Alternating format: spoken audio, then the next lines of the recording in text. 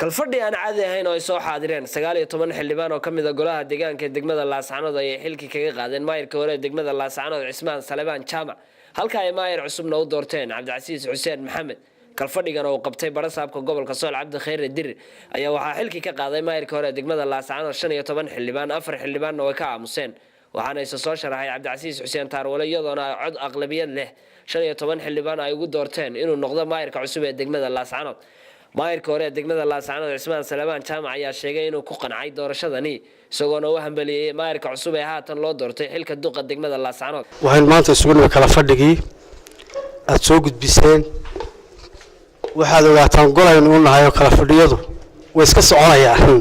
aad iyo aad baan ugu faraxsanahay muddadii aan soo hayay xilka iyo maanta ku wareejinayo haddii la kala saaxiibkay Cabdicasiis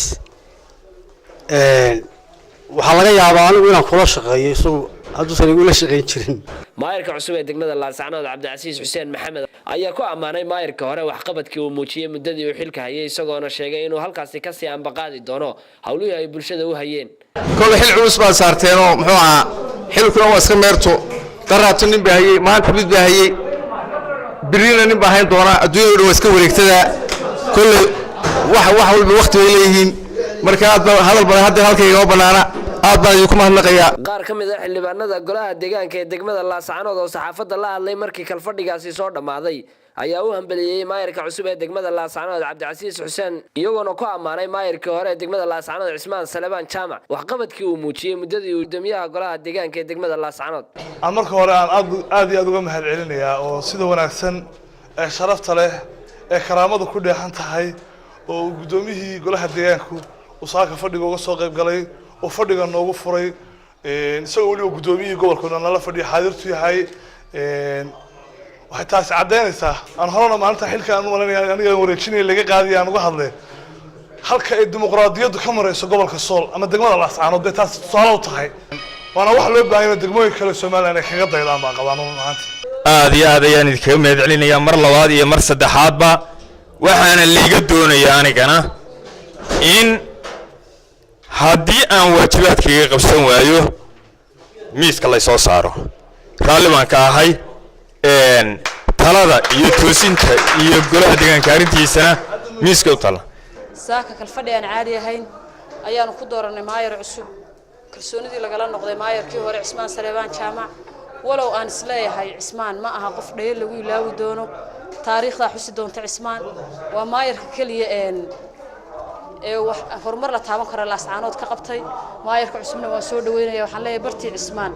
gaarsiiyay ka sii sareysay barasaabka gobolka Sool Cabdi Khayr Dir oo qabtay kalfadhigani ayaa u hambaliyay maayirka cusub ee degmada Laascaanood Cabdicasiis Xuseen Maxamed isagoona sagootiyay maayirka hore ee degmada Laascaanood Cismaan Salebaan Jaamac maanta halka hadal kama furna insha Allah dal hadalku wuxuu ka furnaan doonaa maalinta xal wareejinta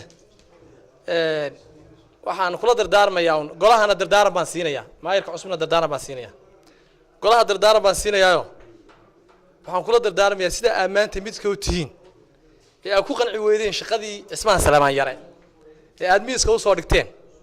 inay midnimadiina ay ahaato mid jirta taas ay idinkuna wax ku tarasaan waxana ku goynaysaan maayirkana ku saxi kartaan maamul kasta oo ama heer gobol ha noqdo ama heer degmo ha noqdena kula shaqeyn kartaan taasaan leh duqa degmada cusubna waxaan leeyahay xilka aad maanta qaaday ilaahay horta ku fududeeyo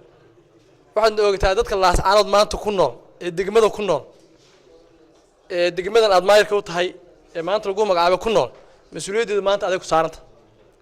adaanna kala xisaabtamana Cabdicasiis Xuseen Maxamed ayaa noqonaya maayirkii saddexaad ee loo doortay xilka guddoomiyaha golaha deegaanka tan iyo intii la aasaasay golaha deegaanka ee degmada Laascaanood